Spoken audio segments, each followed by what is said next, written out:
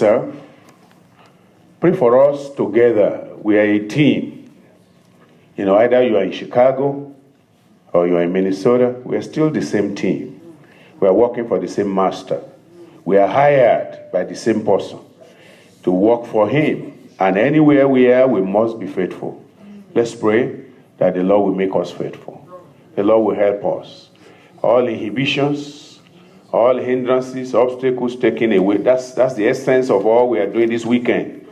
That God will focus on your life alone, the individual man, the woman's life. Very important, very central, very essential to what God wants to do. And nobody will be exempted. We are all a team. There is no superstar in our midst. We are all together. Not even Jesus wants to be alone. He needed people. We need each other. And may God help us to succeed together. In the name of Jesus. In Jesus' name we pray. Father, Lord, we thank you for hitherto you have helped us in our ministerial conference this year. Thank you because step by step you have taken us. And you have moved us from one stage to the other. You started with us as individuals. You didn't so much focus on our service, but on ourselves. Because when the man is right, his work will be right. His service will be right. Everything that he presents, what he brings, will not just even bless him, it will bless his generation. So, Lord, you are dealt with us as individuals. And now, Father, you are beginning to move us into the realm where we have to merge ourselves with the team. And so, Lord, we pray that in whatever area you have committed into our hand, we will be effective. We will be influential. We will infect others with the germ, with the bug of success and excellence in Jesus' name. That whatever we touch together, what we work together, and we do together, it will succeed and your name will be glorified. Father, we just pray for your spirit. That at this time, as we look at the different areas of the work, you will help us. And as we analyze things that are done there, each and every one of us will be able to think to where we are called and how best we can make it better. Father, I pray you will help us. Thank you for the answer. Give us wisdom. And give us also an open heart to receive what will look like correction of whatever area we are. And help us to apply grace. So that whatever we say will be used as bond to improve the work. Thank you for the answer. In Jesus' name we pray. Amen. Please be seated as you look at your program. We are in the second to the last item that we have for today. And so, by the grace of God, we are on time. Amen? We are on time. So, we are moving to that message that we have now. The relevance of supportive ministries. Relevance of supportive ministries. I think you will all agree with me that it is virtually impossible for a single man, a single leader, however gifted, however strong, however good he may be, to carry out the ministry by himself.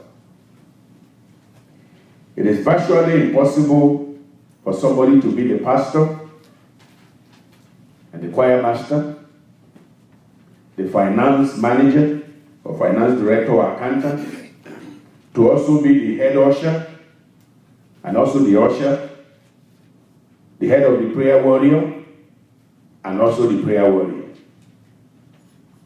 One man cannot do that. So that brings us to the supportive ministries. We're going to talk at length or in an expressive way about that in the second aspect of the discussion tonight. It's more about discussion, not so much about preaching to you, because I think we made a very deliberate decision that throughout this program, really the preaching to us will be coming from our Father. Amen? But then we come to a point where we need to bring some issues in a very relevant and realistic way, and that's what we are doing now. So it's not so much about preaching. Of course, everything we say and we do has to come from Scripture. Amen? So I'm going to give you some scriptural context to what we are saying. And then by the grace of God, we will come back to those ministries that we have. We will itemize them. And we will try and see how best we can improve them. Amen? That's part of the message. The message is not just to talk to us, on the surface, but I want to talk about the ushers, some expectations. I want to talk about the choir, some expectations. Those of us who are in the electronic section, some expectations. So we're going to go into that and talk a little bit because it looks like many of us in those sections don't even know why we are there. We are not functioning to our capacity. God will help me to use the right word so that you don't get offended. Amen? I don't want people to feel offended with this, but it has to be done. We need to tell ourselves some things in those sections that needs to be corrected, and we need to put right. Amen? So that we can have optimal efficiency. Amen? Each section must be functioning at its best. Amen? Everything, like, Scripture says in 1 Corinthians 14:40, everything must be done decently and in order. So there's an orderly way to do things in our sections, and there are expectations, and if you don't know, it will not be your fault. Amen? So I'm expecting that as we get into those areas, I may even have to ask you, some of us, to suggest and talk about some of that so that we can help ourselves, because we want to be efficient. Amen? When you get in a ministry where people are efficient, you will see it, that people are efficient. And we want to get ourselves there. The Lord will help us. In Jesus' name. But as I said in the beginning, it is virtually impossible for one man to do all of that. I'm preaching now, and children are running. It's impossible for me to stop preaching and go tell them to sit. Somebody has to tell those children to sit, right? Okay? So it's impossible for me to be in the bathroom while I'm here. Somebody is there. It's impossible for me to see the hallway. Somebody is there. All of that. But as we do all of that, you understand that that's the efficiency we are talking about. Somebody is doing his own part, somebody is doing their own part, and in all of that, everything is running well. As we are here now, I won't be surprised, and I think it's expected, and I know it's being done, that sometimes some of our people will walk out. The security men will walk out, they walk back. They're not just walking up and down. They're actually making sure that there is no infiltration. They're looking at outside. So all of that, one man cannot do that. We all have our areas to do, and the Lord will help us to be efficient there. But I said that to say this, that if you leave the work to one man, a lot of things will begin to suffer. It becomes a great weight on him, and then things don't go very well. Let me read to you in Numbers 11. I'm sure you know the man I'm going to be talking about. At one point, God even called him a god. He said, you are going to be a god. You are not a human being now. When you appear before Pharaoh, you are going to appear like God. And whatever you say, your word becomes authority. Here was the man who stood by the Red Sea and raised up his hand, and the Red Sea did what? Parted. That's the man I want to talk about. Here is the man that he said, by this time tomorrow, this will happen. And it happened. So, gifted with authority, with all of heaven upon him, but still human. Amen. But look at what he says here. Numbers 11, verse 11. Numbers 11. Well, that's okay. Let's read from verse 11. I will have said verse 10. That's why I was vacillating. But let's read verse 10. Then Moses heard the people weep throughout their families, every man in the door of his tent.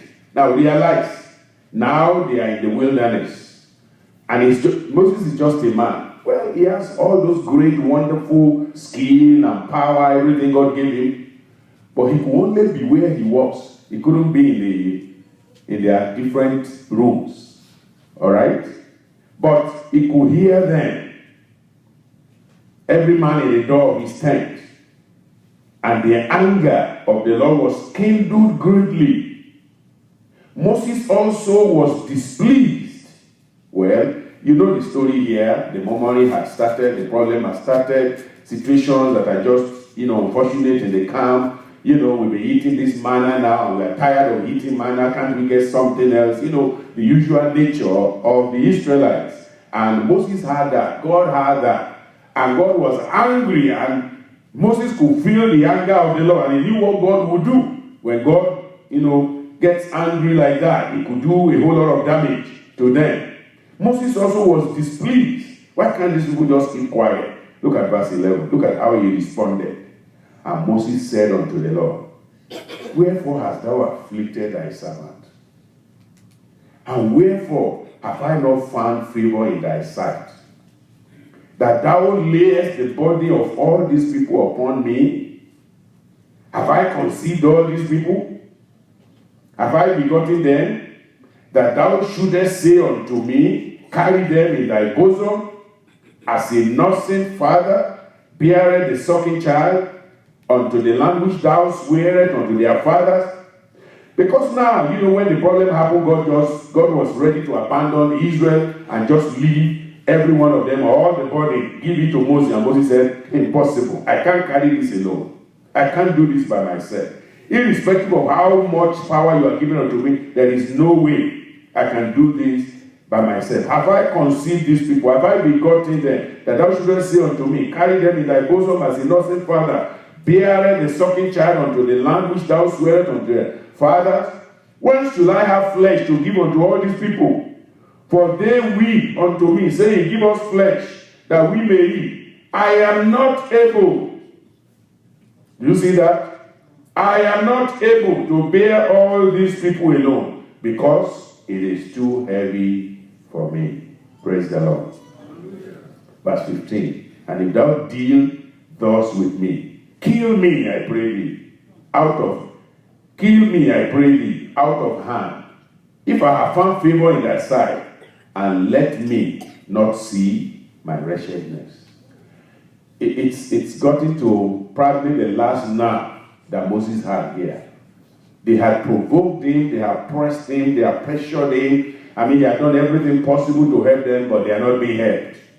And then he says, God, if it is, just kill me. Kill me and let me go, because, instead of you allowing me to see my wretchedness, so that it looks like I don't know what I'm doing, it looks like, I can't do the job, then just kill me and put somebody else there. That's what Moses was saying. Now, I read that to tell you and I that however gifted, however strong, however, anointed a man may be, he cannot walk solo. Amen? No man is an island. Not even Jesus Christ wants to do it alone. Look at Matthew 26. You don't just say, well, that's just in the Old Testament. You go to the New Testament, you discover the same way. And Paul, talking in Romans chapter 16, you see, he mentioned a whole lot of people that walked with him. But look at Christ here. When it mattered most, when it was most important to him to have help, he didn't have help. And it really, really bothered him that helpers were not coming. 26, Matthew 26, verse 40. Verse 39, and he went a little further and fell on his face. Matthew 26, verse 39, 3:9. He went a little further and fell on his face and prayed, saying, Oh, my Father, if it be possible, let this cup pass from me. Nevertheless, not as I will, but as thou wilt. So you understand the context here. It was he had a heavy responsibility at this time. The weight of the whole world was upon him. The sin of the world. God has cast everything upon him. And it was very heavy. The load was heavy for him. Verse 40, and he cometh to the disciples. And he findeth them what? Asleep. If there was any time Christ needed prayer, this was it. If there was a time he needed support and help, this was it, but he didn't get it. How do you think he felt? Well, before you think about how Christ felt, how do you think a leader feels when he needed help and there was none coming? That's the same feeling. It's the same situation.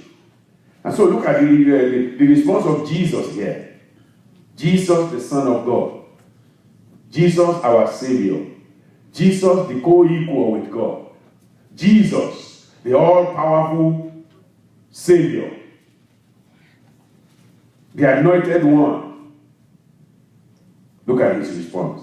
He cometh to the disciples. He findeth them asleep. And he said unto Peter, what? Could you not watch with me 1 hour? That's all I need, just 1 hour. Because after 1 hour, this work will be completed and I'll be gone. I'll be on the way to finish this work. But for 1 hour, I need you. But then he told them in verse 41, he says, watch and pray, that ye enter not into what? To temptation. I know that your spirit indeed is willing. He could see through beyond what they were doing. Yes, they were sleeping. And he knew that if it's left to them, they really would want to pray, but they were very weak. They were tired. They probably have worked for so long. And so now they just barely made it to this point, and all they are thinking is, oh man, let's just sleep. It's very good. Let's just lay down and say. And Christ says, no, it's not time to sleep yet. It's time to pray. It's time to watch. It's time to be with me. It's time to at least, release me on this load a little bit by praying. Watch and pray that ye enter not into temptation. The spirit indeed is willing, but the flesh is weak. Verse 42. He went away again the second time and prayed, saying, oh my Father, if this cup may not pass away from me, except I drink it, thy will be done. Verse 43. He came and found them asleep again. For their eyes were what? Very heavy. Their eyes were very heavy. And he left them and went away again and prayed the third time, saying the same words. Then cometh he to his disciples and said, sleep on now. This is all you can do. Just keep sleeping. That's okay. That's okay, because it doesn't look like I can tell you anything that will help at this point than to sleep. Sleep on now and take your rest. Behold, the hour is at hand, and the Son of Man is betrayed to the hands of sinners. So, what I'm saying here is, you look at Moses, a man who represented God on earth. He had the power and the authority of heaven upon him, was given to him. He appeared before Pharaoh and said, this is what will happen, and nothing can change it unless Pharaoh repented. And since Pharaoh won't to repent, he came as such. At so and so time, this will happen. At so and so time, this will happen. And then he got by the Red Sea, and it looks like the end has come, and God said, don't stop. You are still in charge here. You are still the God in control. Go ahead. Nature even will bow to you. And then he raised up his hand, and everything divided. And then he got to the wilderness, and the people pressured him, and he said, God killed him. So showing us that this is not, the job of the ministry is not for one man. It's for all of us. The Lord will help us to do our part. Amen. The Lord will assist us to do our part. Amen. So, as we come to this program, I want you to begin to think about the area where God has put you. How are you doing it? How effective are you there? What's the fruit that we are having? Are we really doing it the way we should? Is it because we don't know what we need to do, or we know and we are not doing? Those are relevant questions we should ask ourselves and make sure that we are answering. And the Lord will help us. I'm going to talk to us in 3 areas quickly within the time that we have. Number 1 is the essence of supportive ministries in the church. Why? Why do we have them? Why do we have supportive ministries in the church? The essence of supportive ministries in the church. Number 2, examples. That's where we're going to talk about individual ministries. Examples of supportive ministries in the church. So number 1, the essence. Number 2, the example. Number 3, encouragement for supportive ministers in the church. Encouragement for supportive ministers in the church. Now, coming back to our title, the relevance of supportive ministries. That suppose that we are all ministers. Amen? So the pastor is not the only minister. He happens to be the head, but he's not the only one, and he cannot do the work by himself. And he needs us, he needs every one of us He needs the children workers. He needs the youth leaders.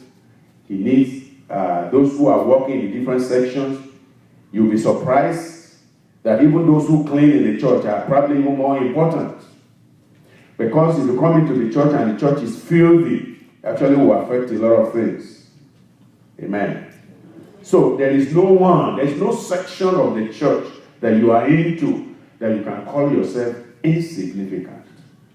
Every one of us is important to this work. Amen? Everyone. We are all important.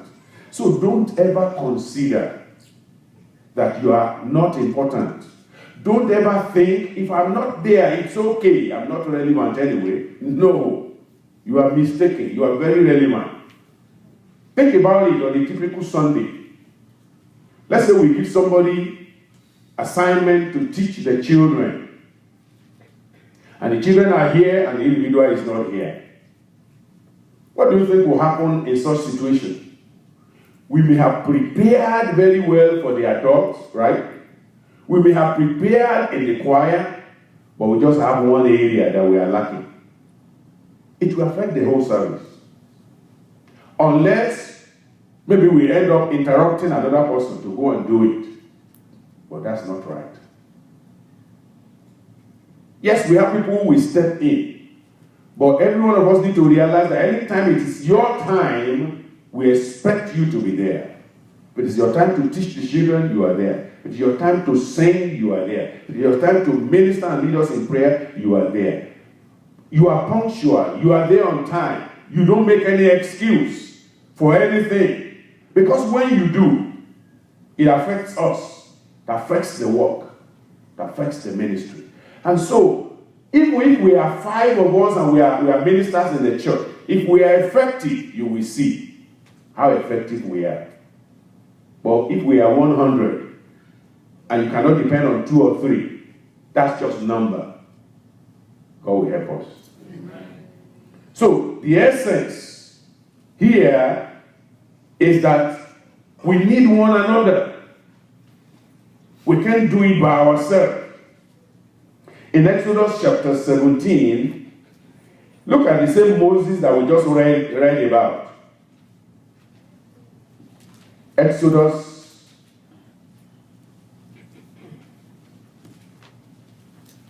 chapter 17, let's look at verse 8.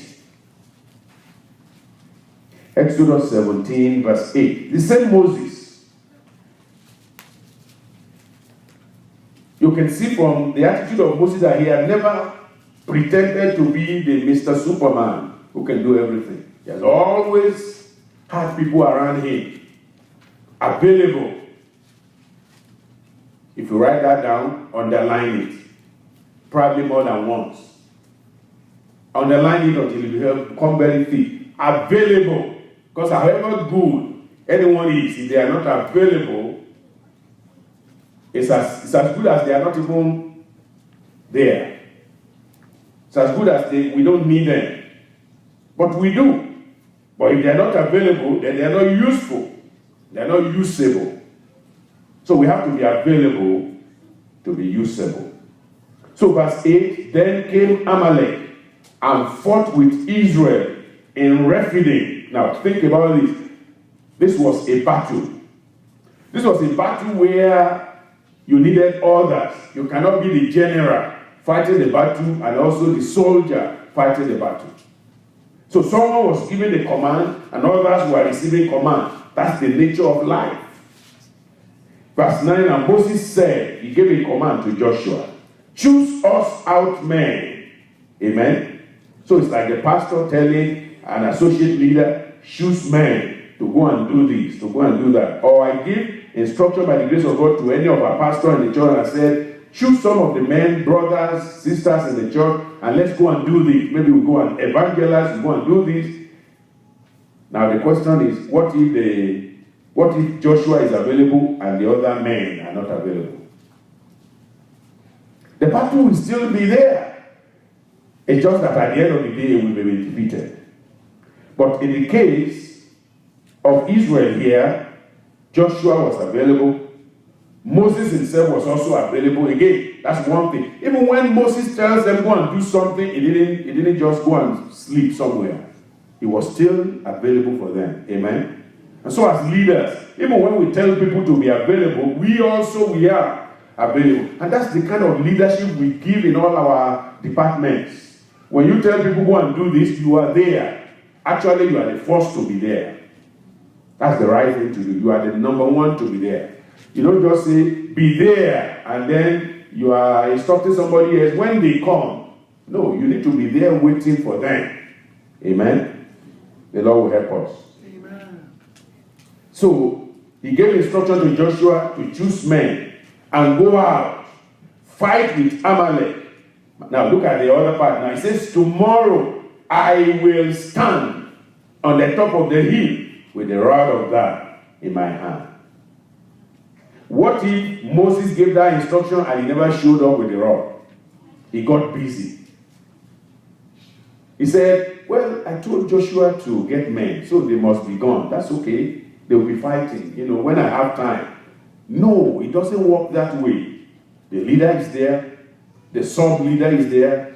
The soldiers are there. Amen. Availability. Verse 10, so Joshua did as Moses had said to him, and fought with Amalek. And Moses, Aaron, and Hur went up to the top of the hill. And it came to pass, when Moses held up his hand, that Israel prevailed. You see, the power for victory, God still allowed it to reside in the leader. But that power cannot by itself win the battle. Amen? The leaders still need those who need to do the fighting, to do it. As I said in the beginning, the leader cannot be in every place at all at the same time. He cannot teach the youth and teach the adult and teach the children and be an usher and do this and do that. No, he has to instruct people. So that tells us we who are sectional leaders, we must be dependable. God must depend on us. And you have to also understand that when Moses gave the instruction that he was going to be faithful to his own part, and he was, and we will, by the grace of God. So he held his hand, and then they were having victory. But look at verse 12. But Moses' hands were heavy. Is that a possibility? Oh, yes. Moses was human, and so his hand can be heavy. So they took a stone and put it under him. And he sat thereon. He didn't give up. Yes, they had heavy, but he was still ready to be with them. And Aaron and Hur stayed up his hands on the one on the one side, and the other on the other side. And his hand was steady until the going down of the sun. And Joshua discomfited Amalek and his people with the edge of the sword. So you see from this passage how Moses alone, the man that was sent, cannot do the work. He needed a Joshua, he needed an Aaron, he needed an all of them together. Even though the power resided in him, yet he still needed the assistance of all these individuals to get the job done. That is to tell you and I that we all need each other in this work. And God has to help us to succeed in the name of Jesus. So the need for supportive ministry in the church is clearly seen from this passage. Moses needed Aaron and Hur to stay up his hands, to be able to defeat the Amalekites. In the same way, leaders in the church, our leaders in our sections, even as the overall leader needs us, even the leaders in the sections too need those who are within or her in their sections to work together. They need people who are faithful, who are fervent, who are fearless. Faithful, fervent, fearless. I remember when I first, one of the very first house fellowship I was in, when I just came to the church. We decided that we were going to do a street crusade. And our house leader was ready, he was there. But you could see that nobody wants to go out. You could see that nobody wants to go out. Nobody was prepared. I was part of the house fellowship, so I was there, he was there. The others that were there, he was now asking, okay, we said we are going now. Okay, so are we going now and all of that? Nobody answered. I said, let's go. He looked around, he said, oh, we are cold. We are cold. We can't go out like this. We are cold. He said, I'm going to cancel the outreach. He was ready.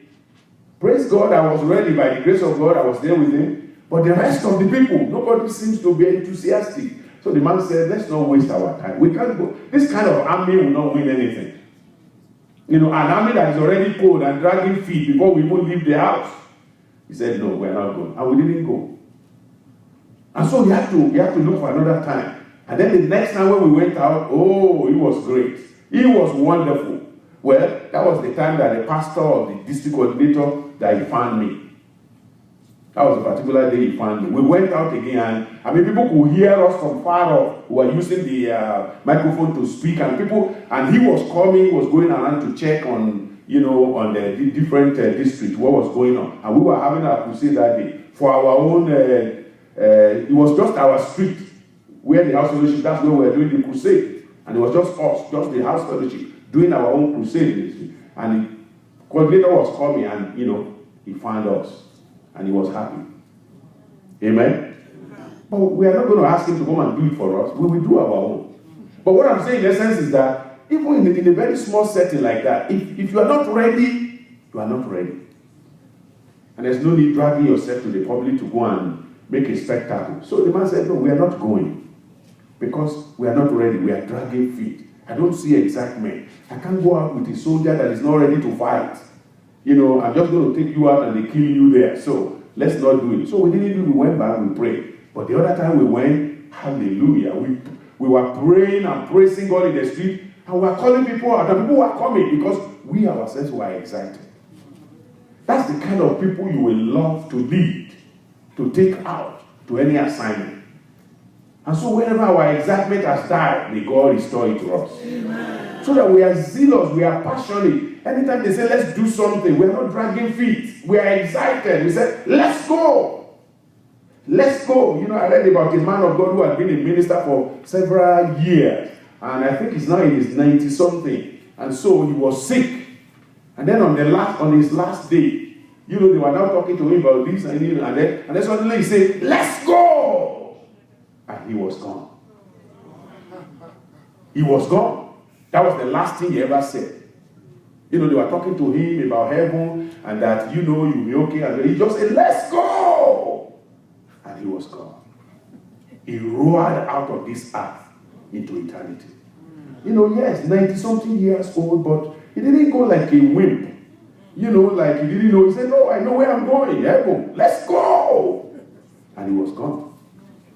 That's the kind of people you want to have, to fight with, to walk with. Excited. Passionate.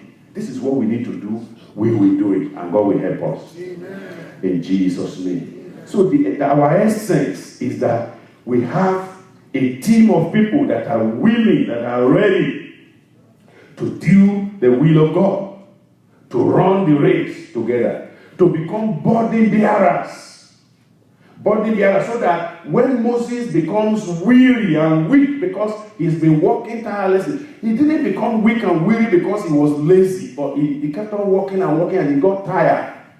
His hand has been up all day long, and he was getting towards the evening and his hands were very weak now. We can't keep his hand down by any means because that means defeat. So we have to find a way to get him to get his hand up. What that means basically is that, we are very sensitive also even to our leaders. We expect them to be happy every day they show up. What are you doing to get them happy? Are you praying for them? And I don't mean just me only. I mean pastors in the locations. I mean, sectional leaders. You know, we have people in the sections. Pray for your leaders there. Amen. Pray for your leader. You know, you think the work they are doing is just, they're just sectional leaders. Really just? No section of this work is just. Amen. There's no section that is just. It's minor. It's not much. No. Every section is serious. Serious work.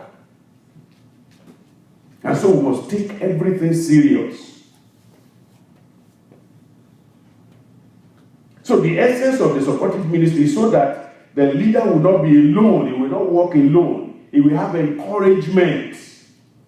He will have support at the right time. Think about Jesus Christ, and when it mattered most, he needed people to even pray with him. Did he really need their prayer? Not really. But the fact that he saw them praying will encourage him as a human being. Because he was in his human form. Yes, who in the form of God, he still has the human capacity, the human predilection, the human weakness, the human tiredness, the fleshly, pain. He had it. But he needed them to pray. And so all our leaders in different sections, we need people to pray for us. We don't want to get to the point where what happened is that they are already dropping out before we say, how can we help you? Sometimes it's becoming too late at that point. When we're asking them, when they say, I don't want to do anymore. I don't know if you've ever realized or if you've ever done a research that on a daily basis, pastors are dropping out of service. If I thought about it, I would have given you the statistics. In the US, I'm telling you, if you know the rate at which people resign from ministry, you'll be shocked. Because think about the Twin Cities. How many churches do you think is here? Thousands. And a lot of people are dropping out. They are fatigued. They are dried out. They have no support. Because when the pastor is the one who does this, yes, we think it's only just to preach, but it goes beyond that. He has other things. During the week, is he preaching? No. Maybe God will allow you to come around in certain days when you didn't plan it, but you just come around. And then you see what other things could be done. Ministers do. Amen? So, understand that momentary support is very important. So, as a supportive minister, your prayer, your encouragement, your punctuality. I don't know about my other pastors in their locations. If there's anything that I pray and preach and plead for more, it's punctuality. We need to be on time. We need to come on time. I used to tell us that, I think Pastor John, were you the one who told us that we were the running church in Ghana? What happened to our running now? We don't run anymore. We need to cultivate that habit. Why did they call us running church in Ghana? They said when our members are late, or it's like 5 or 10 minutes to the service. Generally people get there like 30 minutes before and they want to pray and all of that, and they discover, it's 10 minutes to it, 5 minutes to it, time is too close to they are running. They want to get there and be able to pray quickly. Or maybe it's already time and they find themselves out, they are running. So people don't know what to say. When they want to describe it, they say they run a church. But that's a good description. You are running to God. You are running for the things of God. You don't have time to waste. You already realize that something made you to be late. But you are not saying, I'm late. That's usual. It doesn't make any difference. People are late. They are still outside. They are talking in the parking lot. They are not thinking, we are inside the scripture now, let me rush it. No, they stay at the door there and they are talking. So, we are becoming desensitized to what is good. And my prayer is that God will wake us up. Amen. In Jesus' name. So, we want people to be timely in our location. We want you to come to different services. If members don't even show up, how do we explain why our workers won't show up? They won't show up in weekly program. I'm sure our pastor says it over and over. Anytime we meet in the leaders' meeting in Minneapolis, I don't see anybody. They don't come. And it's not Minneapolis alone. I don't want you to feel bad that it's just you that they don't like. It's not about you. It's not just about you. It's everywhere. Even we who are supposed to be the mother church, we rarely see people too. Of course, few people still show up, but that's not what we are expecting. We expect the majority of people to be here. If possible, everyone. So in all our locations, the essence of supportive ministry is that when the minister is there, his supporters are there. Even if the members don't come, the supporters are there. That's the essence. That's why you have followers. We are the ones who preached and said Moses went to the mountain for how many days? 40 days and 40 nights. Where was Joshua? He was down there. Joshua, what are you doing there? You are not the one God called, but my master is gone up there and waiting for him. And he stayed there. The man is fasting over there, the guy is fasting down here. Oh, you may say, well, who sent Joshua? Well, God. Because at the end of the day, he's the rewarder of them that diligently seek him or diligently serve him. He rewarded him. That's why he was not like the other. He wasn't looking, look at the other people, the 70 elders and all of that. Why are the 70 elders not gathering with me here so that we can be praying for Moses? 70 elders who are ready to go with Aaron and say, make us a new leader. Because for this Moses, we don't even know what is going on with him. But you have to distinguish yourself out of the crowd. You have to tell God I'm different from everyone. And it's not just a word. It's an action in what we do. We distinguish ourselves.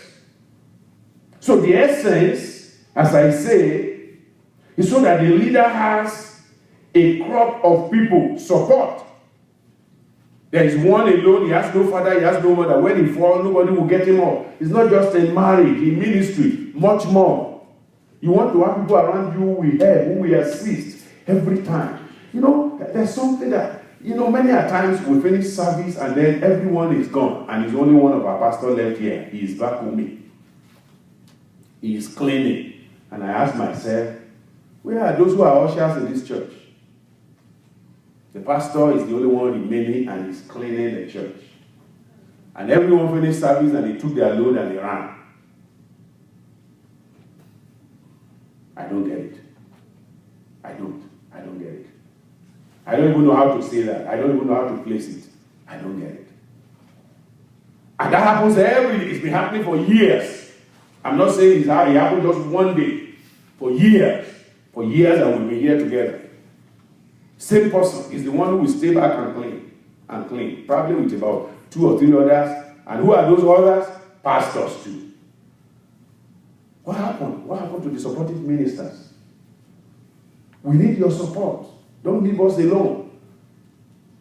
Don't make it as if it's your job. Go and do it. No, it's your job too. The Lord will help us. Amen. So we need your support. We need your assistance. We need you to be there with us. We need you to walk with us. And God will help us all together. Amen. I said God will help us all together. Amen. Just because of time, it says, even Moses needed not just these few people that you have, but he also needed the 70 elders to assist him to bear the burden of the lustful congregation. I marked that in what I wrote down here, a lustful congregation. When congregational members are becoming complainers and all of that, the leader needs some people that he can counsel with, he can pray with, and they can move together so that they can provide example. Because when one person is providing example at all times, people may think it's just him. But when you have a group of people, supporters, you are doing the same thing. You are maintaining the same thing. Somewhere along the way, people will say, this is the right thing to do, let's follow them. Sometimes it's just one person. People will say, no, that's just him. That's, he's the Mr. Know-it-all, let's leave him alone. But then when you have 2, 3, 4, 5, 6, 10, 20 others, who are very serious, who are concerned, you will see that things will change. And God will cause us to have a change. In Jesus' name. Let's go to the second aspect. The example of supportive ministries. We're going to dwell a little bit here, and then the last part will just be very brief and quick. This is the area really I want to, because I told you, it's not so much about preaching. So as we look at the examples, if you go into the scripture, you are going to see an example of different aspects. Let's read Exodus 36 first. Let's start from there. Exodus 36. We'll look at verse 2 to 4. 36, Exodus 2 to 4. And Moses called Bezaleel and Aholiab and every wise-hearted man in whose heart the Lord has put in wisdom, and even everyone whose heart stirred him up to come up unto the work of the Lord to do it. And they received of Moses all the offerings which the children of Israel has brought for the work of the service of the sanctuary, to make it withal. And they brought yet unto him free offerings every morning. And all the wise men that wrought all the work on the sanctuary came every man from his work which they made. They spake unto Moses, saying, the people bring much more than enough for the service of the work which the Lord commanded to make. This is a passage that is that you are used to, but let's go back to the beginning. You can see Bezaleel there, you can see Aholiab, and Bible talks about other people, wise-hearted men. So that tells us during the time of Moses, there was division of the work, just as there should be division of the work in the church. So we see those who take care of the sanctuary. It talks about, in verse 2, it says, Bezaleel and the wise-hearted man, he says, in whose heart the Lord put wisdom, even everyone whose heart was stirred up to come unto the work to do it. And they received it, and they began to do it. Amen? So you see there very clearly, they were wise-hearted, they were stirred up, they were zealous. Bible says it is good to be zealously affected. So the people they were using were zealous people, passionate people. We cannot be part of the supportive ministry and lack zeal. Zeal is needed, is relevant in the work that we do. So it shows to us there very clearly that there were a couple of people that are there, that are working with him, that are helping, that are making sure that everything was all right. 2 Kings 12. Let's read a little more, just to give scriptural context, and then I'll come back to looking at our own contemporary, our congregation, and talk about what is going on in the areas and then the expectations. 2 Kings chapter 12, verse 9 all the way to 15. 2 Kings 12. 2 Kings 12. What's my verse? All the way to 15. Okay, 2 Kings 12. Let's start from verse 9. But Jehoiada, the priest, took a chest. Now, this is talking about a different group again. We've talked about another group. We saw that in Exodus. But look at this. Jehoiada, the priest. There are those who are, there's the group with the priest. They bore a hole in the lid of the chest and set it beside the altar on the right side as one cometh into the house of the Lord. And the priest that do what? That kept the door. So there are some people who are keeping the door. There are some who are keeping the money, but some who are keeping the door. That's the division of the work in those days. Those who kept the door, they put there in all the money that was brought into the house of the Lord. And it was so, when they saw that there was much money in the chest, that the king's scribe and the high priest came up, and they put up in bags and told the money that was found in the house of the Lord. And they gave the money being told into the hands of who? Them that did the work. You see that? That had the oversight of the house of the Lord. So there was another group that had the oversight of the house of the Lord. You have those who are collecting the money. You have those who are standing by the door, keeping the door. You have those who have oversight over money and then over the work. And then those who have oversight over money, they took the money and gave it to those who have oversight on the work. So things were running smoothly. There was no break. Different divisions of people. That's like saying in the church, you have the ushers, you have those who collect the offering, right? They put it in the bag, and when we are done, some group of people take it and put it in the room, and then after service, another group of priests, they go there and do what? and count it. That's just basically what he's saying here. Different divisions. And each of them, they were doing their own work. And they laid it out to who? The carpenters and the builders that wrought upon the house of the Lord. Look at verse 12. And to masons, hewers of stone, to buy timber and hew stone to repair the breaches of the house of the Lord. You see, I had to call our brother who is always helping us to repair. I said, you don't have to ask me, Pastor, what should we repair? That's the wrong question. Things cannot be breaking down in the church and you're waiting for pastor to approve to fix it. It must be fixed. There's no asking question. And I said, whatever you find that is broken, just go ahead and fix it. Bring either an invoice or ask us for the money. We don't have to be saying, when do we need to fix? Do we have money? You know, it's like not too long ago, you couldn't go through this door. Because this is one of the most utilitarian doors in this church. I don't know how many times people go through this door in a week. This door probably, of all the doors in the church, I think people go through this door more than any door in this church. Because on and off, people are banging on that thing, and that thing broke. For almost 2-3 weeks. If somebody do a good job outside, they probably will open the door and get it. So I have to tell my brother, I said, if you need to buy a new one, you don't even need to ask me. That's your area. You know what we need to do. Just go ahead and do it. Don't ask me. Don't say, Pastor, should we do it? There's no question in that anymore. Or something broke in the bathroom. We don't need to ask question. Should we fix it? What kind of question is that? It has to be fixed. Or you yourself, maybe you are a worker in the church. You go to the bathroom and one of them is blocked, right? And then you get out of there. Pastor, there's a bathroom that is blocked. Really? No, really. I mean, that's what I'm saying. Really? So I need to go and unblock the bathroom that is blocked. I mean, there are some things you ask people, it's very funny. It's absurd. It's not supposed to be. If the bathroom is blocked, you unblock it. Why can't you unblock? If you are a woman and you think that's not good, then get some of the men or ushers or whoever. Let them go in there. I'm not the one who should be doing that. I'm not saying I'm more than that or I'm above that. If I have to do it, I will do it. Actually, I do it every day in my own bathroom. Praise God. And I've never asked anybody to come and clean that one. But the one that the general people use, you use the place. If it is blocked, you clean it up. Don't be looking for Pastor Denny or Sister Denny, come and do this, come and do that. You can do it. And you should do it. Amen.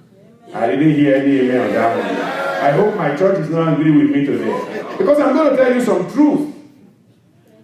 This is what this evening is about. This one is not about just preaching Bible and go over it. No. Part of leading people is telling them truth. Directly. They may not like it, but what can we do? We just have to say it. And you have to pardon us. Amen? And you can't get out of here and be angry and go home. Remember, God may come tonight, so don't get angry. Praise the Lord. All right. I know you will not be angry. I said none of us will be angry. In Jesus' name. So you see very clearly here, brethren, there are different divisions of the work. So you see here, it talks about the masons, the hewers. It talks about the hewers of stone, those who buy timber, those who repair the breaches. They are all over there individually, and they're doing their own work. Amen. So as we come to our own time, because I know you can find those references in scripture, so if you want to write them down, I can give you some of them. Exodus 36, we have read, 2 Kings 12, 9 to 15, then 1 Chronicles 9, you can write 26 to 34. I'm not going to read all of that. Or chapter 15, verse 16. Read all of that. Daniel 6, verse 1 and 2. All of that will give you context that there are different people, different portions. So let's come back to our own. What are the sections in the church? And what's our expectation? That's the area I want to spend a little more time. So that not just reading scripture, I want to put them in context. Amen? We have the ushers. We have the security officers, which they are all together now, but if we get much larger, that becomes a different department. We have the music and the choir. We have prayer warriors. We have welfare workers, the kitchen. We have the electronics, the electrical workers, the Zoe, the sales, the media. All of that are all part of our different sections. Amen. So, what's the expectation of the ushers? I will give assignment to the head usher. He needs to train his people in that section. Amen. Head usher, sir, find a manual to train your people. Because people are going to be coming and joining the sections. If they don't know what to do, you can't blame them. Amen. New people are coming to the church. In fact, there's an aspect I want to emphasize. Training. Amen. What did I say? Training. You remember that the pastor even talked about two areas, or the issue of training in part of the messages that he just gave to us about training. First Chronicles, I believe, 25. First Chronicles, about training. First Chronicles 25, let's read verse 7. I'll come back to the ushers. I'm going to tell you some things I expect that you will work on. That's what the evening is about. I want to talk about different sections and what we need to work on. Second Chronicles, did I say First Chronicles? Yes. 27. Okay, let's go to that, verse 7. 27:7. So it says, sorry, I'm mixing them all together. 25 is the other one that I'm jumping to. 25:7 rather. Pardon me. First Chronicles, right? First Chronicles, okay, I'm in second. That's what I'm saying. I'm not saying what I wanted to read. Okay, 25, what was my verse? 7. Okay, verse 7, look at it there. So, the number of them with their brethren that were instructed in what? In the songs of the Lord. You see that? They were what? Instructed. That's talking about who? Choir. They were instructed. Choir, I will come back to you. I don't want to talk about you now, but now you see your passage, right? So hold that one to be your passage. They were instructed in the song. Even all that were cunning, they were 208. If you don't instruct people in the kind of song they should sing, they go there and sing the wrong things. Did you hear what I said? They go there and sing the wrong things. You come in a Bible study, people don't know what songs you go for Bible study. They are singing revival songs. Then you come to revival, they are singing Bible study songs. But you can blame them. What are the leaders they are doing? You know, here is one of the challenges we have in the church. We who are leaders are afraid of talking to those under us. And you want Pastor Adeniji to be afraid also of talking to you. I'm not going to be afraid. It's not in my nature to do that. Leaders, I expect you, if you ask somebody to lead on social day and they didn't do well, call them back and say, that's not my expectation for that day. You know? Or they didn't prepare. If people don't prepare, we know. We know that you didn't prepare. It's obvious. Things are going here. You are throwing it up, it's falling on the side. You are making every effort. You are doing the best that you can to put it together, and they say, no, you can't put me together because you didn't put me there. So it's obvious you didn't practice. But listen, if you practice, people will know you practice. Even when things go wrong, you will still be in control. But when you didn't practice, you didn't do anything, people yourself will tell yourself, oh, we're having this problem now because we didn't practice. Okay, God, help us. That's what you are saying inside. And that in itself destabilizes you. So here we see those who are trainers. They are instructed in the song. Even those of us who are preaching too. 2 Timothy chapter 2. That's why we can't just throw everybody, go out there and preach. If that's not their domain. Again, with a lot of apology, but in a very sincere way, it's not everybody you want to throw in front. Not because they did anything wrong, but it's just not their stuff. They are not cut out for it. It's not because you belittle them or anything, but There are times you throw people in front and it's like you want to embarrass them, and that's not right. So sometimes you, as a leader, you have to be sensitive to that. And people may not understand why you do that, but that's the nature of the job. And then on particular days, there are people you put forward, there are people you don't put forward. Because if somebody doesn't coordinate very well and put it forward, it's not just going to affect himself, it will affect the whole church. So, different services need who? And you train people from the lowest to the highest. Somebody don't go and begin leading praise and worship one day and it starts in the main auditorium. I'm just saying, I don't know if that helps, but I hope we take note of that.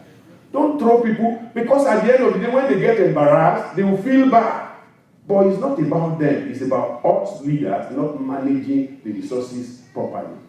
We should manage our resources properly. Look at what the scripture says in 2 Timothy chapter 2, verse 1. Thou therefore, my son, this is Paul talking to Timothy, he says, be strong in the grace that is in Christ Jesus, and the things that thou hast heard of me, among many witnesses, the same, do what? Commit thou to, first of all, faithful. First of all, they are faithful.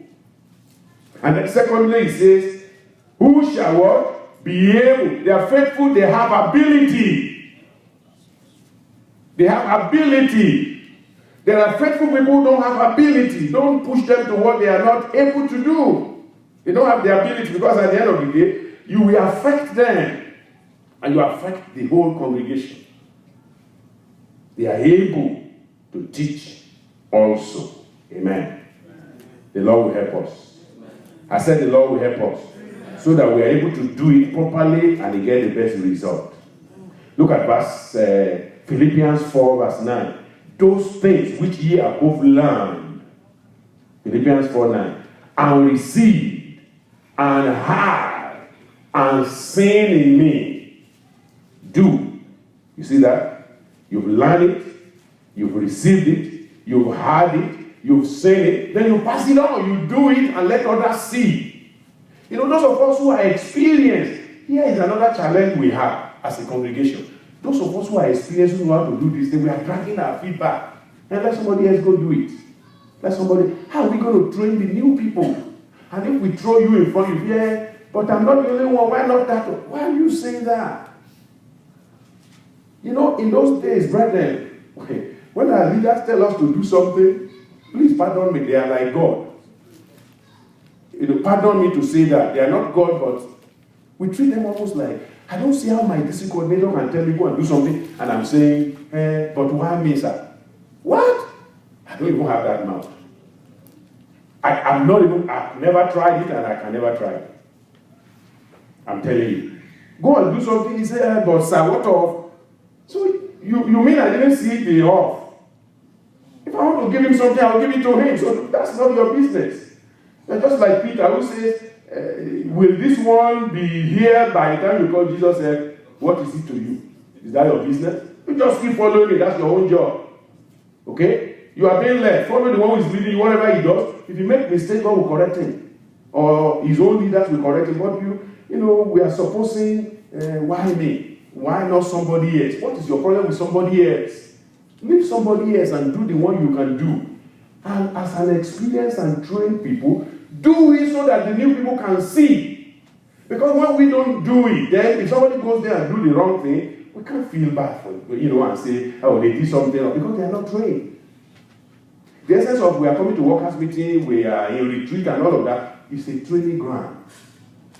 And so new people are coming, they learn from those of us who have been here for a while. So we cannot be throwing things to everybody. You go and do it. You go and do it. They can't do it. Train them. Show them the way. Then we can perform better. The Lord will help us. Amen. I said the Lord will help us. Amen. In Jesus' name. Amen. So for us, ushers, let me come back to you. There are expectations. The work of the usher is not just to stand. I just stand in one place and be looking. And people even passing by, he didn't know. He didn't even know who is passing by. He didn't see them. That's not the usher's work. We didn't want you to just stand And please pardon me. I don't want anybody to feel bad, but I've told you it's a corrective evening. It's part of the job, it's part of our job to correct people so that we can be better. And I'm doing it not to put you down, please. I apologize if you feel that way, but that's not the goal. The goal is to help us. So ushers are not just ushers, you are so sensitive. If a fly pass you, you know. That's how sensitive you are. If a fly by you, you know. Because, listen, what if you are standing here and you are not paying attention and suddenly somebody came from there and ran to the altar? Nobody should be able to run from down the street and get to the other altar and nobody has reached him. And nobody has stopped him. So we are not keeping ushers just so that they are called by that name. They just collect offering, they collect this, and then for the rest of the evening, they are over. No, you have to walk all through the time. You're sensitive. The children are running up and down. Maybe we have a service like this, the children are running. You don't expect me to stop the service and put the child and take it back to the mom. Of course, if I talk rough from here to that child, the mom will not be happy. I don't care who the mom is. It may even be the wife of the pastor. He will still not be happy. So the job of the usher is to watch out for things like that. The job of the usher is wherever you are standing, you are looking both sides, and if children seems to, to become very active beyond, what you expect, you kind of tap either the child or the parent. And ushers, there's always a pen in your hand. Ushers here, do you hear? There should always be a pen in your hand. Don't go and touch anybody with your hand. Keep thyself pure. Don't touch people with your hand. This is it. That's why you have a pen. And it's not just to touch people that you have a pen. You may want to write something down. And actually, when the service is going on, I expect you have your Bible, like the head usher now, and he has a pen. See? But he has to tell his people, that that's what we expect. You are an usher, you have a Bible, you have a pen, and you are hearing what the pastor is saying. Don't forget yourself. You are not ushering people to heaven, and you yourself don't even get anything. Amen? So you are ushering people to heaven, and you are ushering them to go with them. You are not a bus conductor. You are not, in fact, bus conductors, even they still go with the bus, right? It's the touts that don't, the touts that get people in and don't go anywhere. We are not touts. Amen. When we conduct people, we are also conducted. Yes. Amen. That's what happened. So you have your pen, and you are sensitive, you are walking up and down. Your Bible is in your hand. They are reading passages, you are opening it, but that does not stop you. You may not be able to write down, that's okay. That's okay. That's okay. These days we record the messages. You can take time to go and listen. And it's free. You don't have to pay. In those days, the ushers, after service, they gather them together to come and listen to the message. And they still take the time. Amen? They take the time. They now have to spend another 1 hour plus to hear their own message after they've worked. But in this case, we say you don't have to wait. The message is online. It's free. You don't have to pay for it. We don't have to cut it for you. You can listen to it right there and there, or later in the evening when you get to, or at your free time. Don't need to, you can listen to it. So let's start doing this ushering right. You are sensitive to those who are coming, and you are trying to sit there. Again, this is one area I have to appeal to us who are workers. Think about how we sit just now. There are only 2 people here. Well, thank God for Pastor Felix, who came and filled this place up. There will be nobody. Then you have 2 here. Then you have 1. Then you have 2. And look at how far they are to each other. Look at that. 3. Just go around like that. Sometimes we think because the room is big, that I can sit at the last one, because after all, Pastor is using a loudspeaker. I can hear him from anywhere. It's not because you can't hear him that you are sitting close.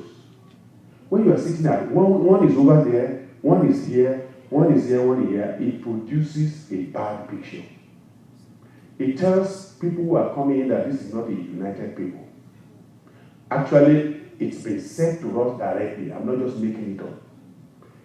This lady and their group coming from, they usually come to Sunday service. Not the Bethel students. The St. Paul people will remember, the Congolese, Elizabeth and their group. I don't know how many times she has complained. Pastor, tell the church to stop sitting like this. Okay, when somebody has to come from outside to tell you that, that's horrible.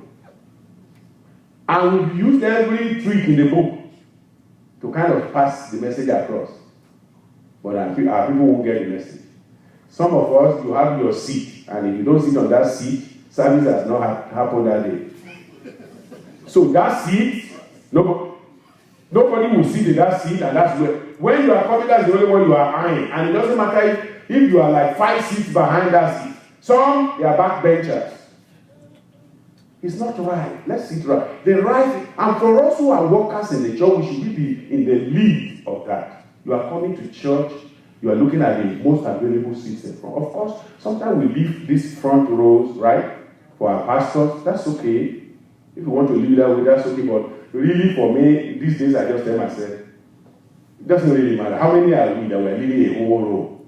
Okay? So, everybody can sit there and just sit. So, but worst case scenario, let's say we can sit everybody second row, and they're sitting like that. But no, one person sits here, and then the next person who is coming to this row, he sits at the last end. For us who are workers, we shouldn't do that. When we are coming in, you are looking for the closest seat to the front. The Sunday scripture teacher is here and is talking to the chairs. And the people he's teaching, they are back over there. And they are workers. And not just members of the church, they are workers. Okay? So there are things we do that is hurting the church. And we need to start working on those. So ushers, that's just your own part. There are a lot of other things I can say about ushers, but I'm just thinking of my time. But give me 1 or 2 minutes and then I'll be done. Ushers, part of your work is when the service is over, the auditorium must be clean. Ushers, it's not just enough to stand and people see you, oh, usher. And then as soon as that is over, you carry your bag and you run. That's not ushering. Part of the ushering is, as soon as service is over, you look. People will leave either their bulletin or whatever, but more importantly, they leave important things on their seat. It's immediately after the service you do that. Because I've seen situations where people leave valuables, their purses, their phones. Some phones are more important than even a whole bag. A phone of 1,000 plus, iPhone 10, Samsung 9 or whatever, that people buy for 900 and something. They don't want to lose that, and so they run back. Did you see my phone? Did you see my this?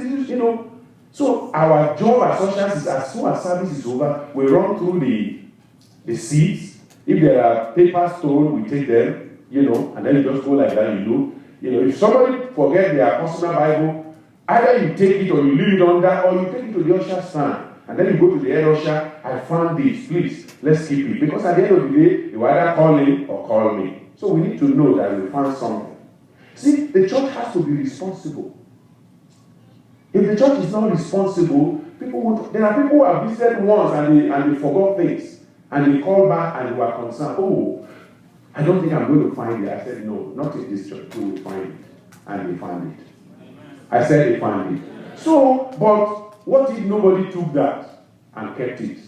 What if another visitor, we don't know who comes in. What if we just leave things anyhow? We don't care about quickly taking those things. And then one of the people who came to look for food, right? Just went there and took. One day we were distributing food in this place on Sunday. And I think in the process of doing it, my phone dropped. And one of them took it and ran away. And Pastor Dada from Washington, D.C. called me after service. Funny enough, the guy picked the phone. Hello? He picked the phone. And the man said, whose voice am I hearing? Who are you? And he said, my name, he forgot to say, he said, my name is so and so. Say, the phone you have in your hand, do you know that, where is Pastor Adeni? Oh, he said, he should be in his church. He said, why are you with his phone? The guy said, well, okay. I went to his church and I saw a phone on the floor. I didn't know it's his phone. I'll take it back. He actually brought it back. He brought it back. It was an iPhone. He brought it back. So, for me, that's not even a problem, right? If I lose it, what can I do? I'm in the job and that happened. But what if somebody visits us and they have something like that? They will feel like this book cannot be trusted. So when we do our job, it puts us in good light. Amen? So let's do that. So we make sure ushers, I may deal with just one or two of you, I may not be able to deal with everybody. But I just want to point out those things. You make sure things are clean and all of that. Part of the job of the usher also is to make sure the children don't end up clogging the bathroom. So whoever is the usher in the hallway, part of your job is to make sure our children don't, because sometimes they go there and they forget themselves. Not because they really want to cause problems, but they just playful. They find a friend who came in there too, and then they are talking, they forgot themselves. So it's our job to tell them, okay, go back to your class and all of that. And also, when the service is over, part of our job as usher is even to make sure that the whole building is clean. Yes, we know that others will help, but that's still your job. You are maintaining order. That's what ushering is about. And maintaining order. You are the policeman of God in the church. You are the orderly man. You are the one who is saying we maintain order. Children are running. You say, no, don't run. Don't run. You walk. Don't run. Then you make sure they are in their class. As you are walking around, you are the one who is in the hallway. You hear about disturbance in any place. You say, and then you are around, and some of the children, maybe they are coming, they are talking so loud, and the service is going on, and we have to come from inside to go outside to stop them. There's an usher in the hallway. That's your job. It tells me that you forgot yourself when I'm hearing people in the hallway, and then we are inside, and there's an usher here. And then many a times, okay, ushers, pardon me again, but this is what I see. Sometimes something brings me out, and two of you are in one corner talking. You totally forgot yourself. Then you are not really doing the job. So those are little things we need to look into. But for our head usher, you still have the assignment. Find a manual. I know we used to have a manual, and I can get one. If you don't see, I can get one. Find a manual, and let's do a little bit. We can use our Saturdays. We should have sectional time. Part of the reasons we don't have sectional time in the Saturday is not because we didn't know what to do. But when 1 hour into the meeting, we are just like 2 or 3. So by the time you show up, we just have time for review and GS message, and then we go. But that's not what... the early time is supposed to make us do some other things, but we don't have time doing those. So the Lord will help us. I said the Lord will help us. Amen. All right. The next one is the choir. I don't want to leave. If I don't talk about anyone else, I've got to talk about the choir. Choir, you need a little more, you need to be a little more pushy. Okay? In those days, and I still believe in these days too. Praise the Lord. People don't just, the fact that people practice does not mean they will sing. It doesn't mean they will sing. Part of practicing is just for you to know a song. But there are rules around who sings, who doesn't sing. We need to maintain those. Amen? I know that some of us don't want to offend people. But that's why you are offending me. See? You don't want to offend those who are with you, but then you offend your leader because I feel like the instruction you need to give, you are not giving. And then, when we ask people to lead us in the church, when I say choir, it includes praise and worship. So I'm not delegating, I'm not differentiating. We still have both of them together. Whoever is going to lead us, we really have to be very sure, number one, that they know the song, they practice the song, and they practice it with music. If they are not practicing with music, just creating new music on that day is difficult. Because they are not synced with that music. And so it becomes very challenging. And so music is playing and somebody is singing and everything is going here and there. Then we all are embarrassed. But why? Why are we embarrassed? We didn't practice enough to make sure that we have things right. So let's practice. Amen? Amen. I would like to excuse you on any Sunday you didn't practice. Don't feel bad. It's okay. We can sing a hymn and be fine. I'd rather we sing hymn than we go and perform badly. I've said that before and I'm reinforcing it for everybody. Let's just sing a hymn that we all know that the whole congregation will be happy with. Take 2 hymns, either for praise worship or take 2 hymns, sing it and then that's it. It's okay. There's nothing wrong with just singing a hymn. In our mother church, that's all they sing. So the only difference is that they have somebody playing along with it. Amen? That's number one. Then we talked about the training. I just read to you about training. Let's train people before we throw them out. If you don't train them, you cannot complain that they don't do well. So the leaders in the section, our choir master and the leader of the praise and worship, let's make sure, that things are done orderly. Amen. So that we sing, and we sing, in an orderly fashion, and make sure that everything is done properly. The Lord will help us. Praise and worship, specifically, when we put people forward, please know you are there to lead us in singing, not praying. Did you hear what I said? You are there to lead us in song, not in prayer. Amen? The leader of the group, if you have to transmit this back to your group, note it down. Many a times, you send people there to lead us, they end up praying. We didn't send them there to pray. We sent them there to do what? To sing. Now, I'm not saying at the beginning of the singing you don't pray. That's not what I said. Father, thank you for the service of today. As we want to sing, accept our song in Jesus' name. That's just two statements. There's no need more than that. Because at the end of the day, this is part of the areas where we waste time. Because at the end of the day, somebody is going to come at the end of them and come and lead us in what? In prayer. Did I say prayer is not good? No, but let's pray it at the appropriate time. We prayed in the beginning. We're going to pray at the end. In the middle, appropriate prayer. When the message is starting, there's a little prayer, right? So prayer is necessary in all of it. But don't lead us in 5 minutes again. And don't preach to us. Don't preach to us. We don't want to be preached to at that point. Again, I know it's not comfortable to tell people, but that's the leader's job to do the uncomfortable. So, pardon me. Don't preach to us. You go there, 1 or 2 statements of prayer, that's it. In the midst of it, don't try and preach. Don't just lead your song and leave. Because somebody else is assigned to do what? To pray. Amen? So, please take note of those, and God will help us. I am not saying...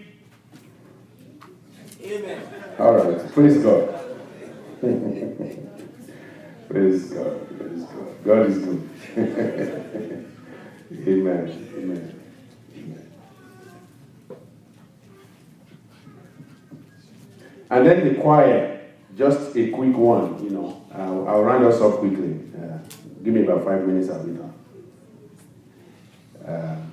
The choir too, please and please. I know I've said this over and over. Please and please, don't practice on Sunday. Please, I beg you. I beg you, don't practice on Sunday. Don't practice on Sunday. Don't get out of the service to go and practice. It's wrong. It's totally wrong. If you are not ready on that Sunday, don't sing, please. Why do you want to annoy your leader? For what reason? Because it's annoying to me. I may not say anything, but it's annoying to me. And I'm saying it publicly, so you won't say, because when I've given instruction over and over and say, don't do this, and you keep doing it, I'm not going to come back to you and say, why are you doing it? I'm tired of telling you I'm not going to even talk. Don't practice on Sunday. If you didn't practice during the week, you are supposed to practice. Amen. All of us here know how this is done. You cannot go and present in your place of work, showing up in the morning to do it. You do everything possible to make yourself available. Let's stop giving excuses of there is no time. If you have to sing solo every Sunday, that's great. If there is a solo for choir. If the choir is not ready to practice and we have to sing solo, so be it. If we don't have any, there's a GHF. That's why they give us even the audio. We'll play it. And trust me, I'll come up with a song that will be beautiful before the message. If I have to. But I don't want to take your responsibility. You should be blessed. Amen. In those days I do rushing to help people, but I want you to be blessed. It's your responsibility, it's your service. I want you to offer it. I want you to be happy and joyful. I don't want to take your position. I have mine. And I'm happy. I'm grateful to God for the privilege. You have yours. I shouldn't take yours. But if you don't take time, think about it. I show up on Sunday and I just say, church, no message today, but I'll preach to you anyway. It won't sound right. It won't sound right. So I have to also find a way also to prepare myself and get ready and give the message. If God decides to change it on Sunday morning, that's his prerogative. I can't do anything about that. And he will give me what to do. So I'm okay with that. But I'm prepared. I'm ready. I say, God, this is what I have for this week. If Sunday morning he says, not good enough, I want you to do something else. And this is it. He will supply everything and I'm fine. And let me tell you, at such occasions, I flow better. Personally. Any day God cancels my message. And he has done that a lot of times. Sometimes, Pastor Ademacha will say, Pastor, what do we do on Sunday? I say, it's so and so. And then on Sunday, I show up, he has sang the song, and then my message is different. And then you say, oh my God, the message didn't match the message. It's not my fault. God changed it. And don't worry yourself about it. Sing whatever you want to sing, that's okay. If God changed the message, he changed it. Don't worry yourself. It's not your problem, it's not my problem. But just Holy Spirit is leading us. That's okay. So don't worry yourself about that. And I'm not taking it against any of us, but please, if we practice, let's sing. If we don't practice, that's okay. I understand. When we get there, where we're going to have time for God, then we will do it.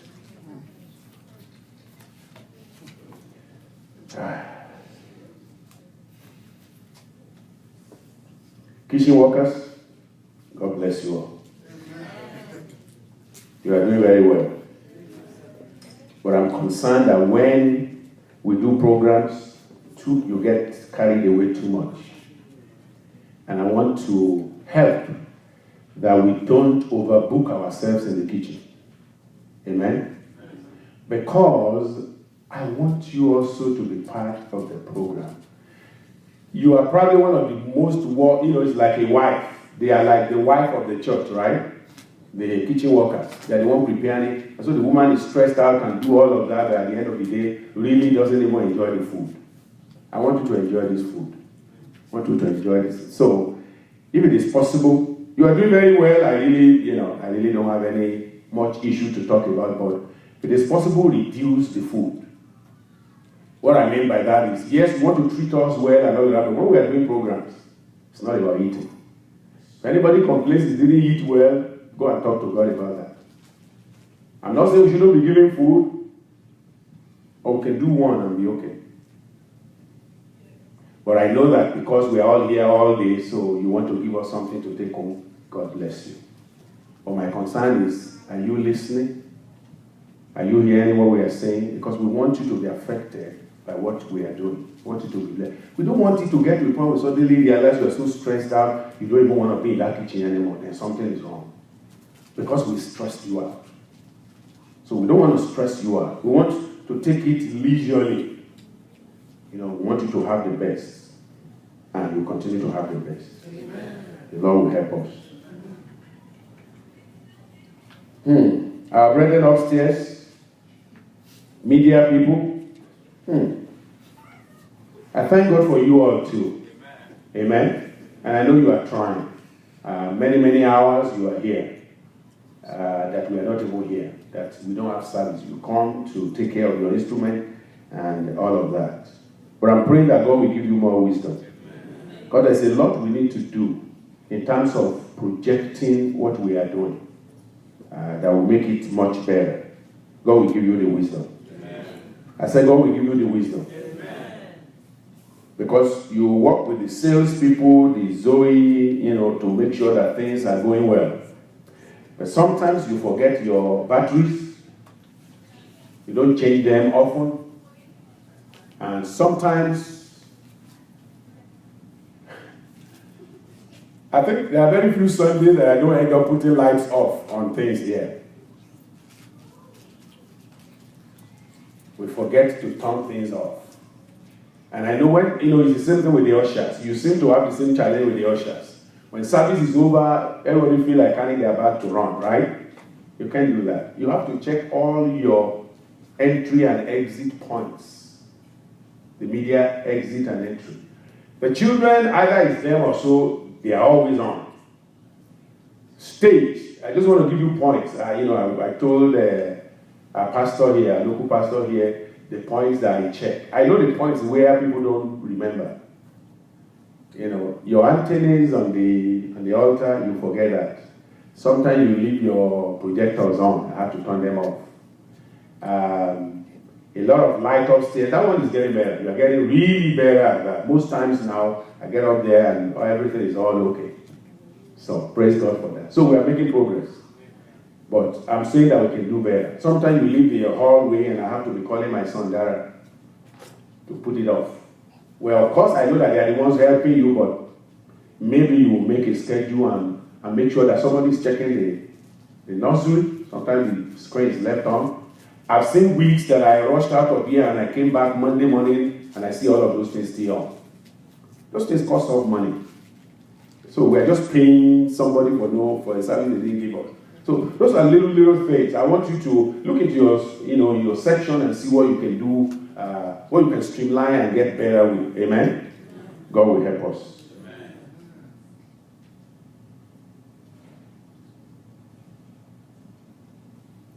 I'm really praying that God will add to your group electronic section, because you have a lot to do. In these days of social media, you can do much more. You are just recording those messages and they're just on YouTube. How many people are going there? So you have to do some promo. All right? You get what I mean? Okay, so those messages, you can shoot them out, to Facebook, Twitter, and all of that. Sometimes when I have time, I do that. Sometimes you even forget the title. I have to go there and change that. Okay, so listen to your titles when the message is going on. Make sure you put it right, because presentation matters. You don't present yourself right, it's not going to look okay outside. So let's work in those areas. God will help us. So we can make use of the social media, our messages. You can see, okay, here is where this comes in. If you just leave your message without a title, when they are searching on YouTube even, nobody will ever see. Did you see all the songs I used during this time? I couldn't find titles for more. And I know that we have good videos from this church, but I couldn't find it. You get what I mean? Because those ones that we put there that is gone, it's been gone for too long, I can't be going to our page and be looking one. So I just do a search. So we have to make sure when choir sing, don't just say choir. That will never show up to anybody. Choir, that didn't say anything. You have to know the title of their song and put it there. So that when people search for a particular song, theirs can come up. So all of that, let's take it into consideration. Amen? Praise the Lord. Hallelujah. Did I leave any section? I know I'm running to finish. Which section did I leave? House fellowship. Okay. House fellowship. Well, the leaders in the house fellowship, your leader is reporting you. Well, that's what you are doing, and there's nothing wrong in that. You are the leader. You are saying house fellowship, so that's okay. House leaders, most of you don't come to workers' meeting. And can I say that about most of us who are workers too? In all the locations, not just in St. Paul, but for Chicago, I think Pastor Felix, they will know how to handle their own. But for us here, we have that challenge. And many of you probably know that I keep a record of who comes, who didn't come. In the last 3 or 4 years, if they ask me who has been coming to workers' meeting, I can tell you. I'll tell you their name, the day they came, sometimes the hour they came on that day. Some days when I really am in the mood, as you're walking, I'm looking at time and writing it on your name. That's when you came. That's my report card to God. God, please help me. He's not coming punctually. So please help me with it. But I can't go back to God and say he's not coming, and God says, how did you know? I have a record. It's foolproof. I'm serious, And that has been my life since even I was just a member of the church. So I didn't do that as a worker. Pastor Ashamu, probably when we were together in the old church, I was the house leader, he was the house leader. I know all my members. I know those who come to Sunday service, my members in my house fellowship. Who is in Sunday? I take their attendance. And after service, if I don't see a member of my house fellowship, I call them. I visit them. Why were you not in service? What can we do? That's how we're doing it when we're in our own building. And there's still nothing wrong with you doing that. House leaders, you need to have a record of your members and see, are they in Bible study? That means you must be in Bible study. Are they in revival hour? You must be there. So you take a record, and Sunday service, you look around, my members, are they all in church today? You take a record. Lately, I think I saw a record of my old something. I saw names. I laughed because I just remember names. Pastor Ashabu's name was one of them. Because at one point we were in the same house fellowship, and then later on, they moved a little bit. We're no longer together. So, but what I'm saying in essence is that, in whatever area we are put, let's do it right. Be a good house leader, because you never know where you are going. I never bargained I was going to be a pastor, really. It wasn't. It's probably not one of those. If you give me a choice, I will always say no. But with God, there's no choice anyway. So when He says you do it, you do it. So that's. But please, let's make sure that we do our part. God will help us. Amen. In Jesus' name. Prayer, people. Thank God for you. You were on vacation for a while, but you are back. But what can we do without prayer, people? Supportive ministry. The pastor gave us a testimony yesterday. I actually had written it down in my book, and he just confirmed it. The church where things were going well, and they didn't know why. And then the two old women died. Right? And then things were not going well anymore. And then they were wondering what happened. And now God told the man of God, your two best supporters, they've been called home. So when you are praying, you may think, what are we doing? We're just praying. Really? Just. That's not just. You are in the center of the battle. So I encourage you to keep doing it. I said I encourage them to keep doing it. And the Lord will bless you. There are other sections I may not mention, not because they are not important, but finance people. I want to beg you, always close that your door upstairs. You always forget that. Let me tell you, if thieves want to steal, you may think that they don't know where. I've known churches where they steal their offering bag. I mean, that's not, and it's usually carried out by insiders. Those who know the in and out. Maybe they came to church and they already saw where your bags are. And when you want to carry your bag upstairs, don't just carry the bag, you get halfway. Hello, how are you? And the bag is in your hand. What if somebody just run in and snatch the bag from your hand and run out? You think it can't happen? In this neighborhood, it can happen. The neighborhood we are in is not the most secure. So, when you are carrying that thing, you are like any of those people that carry the vault from the banks, right? If you have to get one other usher with you, you yank the thing from auditorium, you don't stop until you get to where you're going to put the bag down. But you stop halfway and the bag is in your hand. Because you think something important happened on the way, I have to talk to you. Sometimes we even carry the bag and we shove it under somewhere down there. In the auditorium itself. We just shove it somewhere and we go away. And we only remember after saying, where is the bag? Really? Oh, does that happen? Well, I'm not going to tell you if it didn't happen. I'm not making it up. So, there are things we can be efficient with. Amen? God will help us. All in all, am I saying we are not trying? No. Please, that's not what I'm saying. You are all busy. You all have a lot in your hands. You are doing your best, but you can do much better. Amen. And the Lord will help us. Encouragement for supportive ministry. I'm just going to read one or two passages and then we'll pray. I know I said 5 minutes, but I think I've probably gone beyond that, so pardon me. 2 Chronicles 15.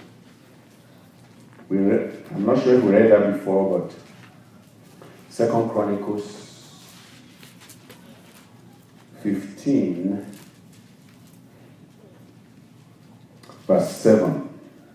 Be ye strong, therefore, and let not your hand be weak. for your work shall be rewarded. Amen. I'm not sure everybody heard me. Amen. Look at somebody around you.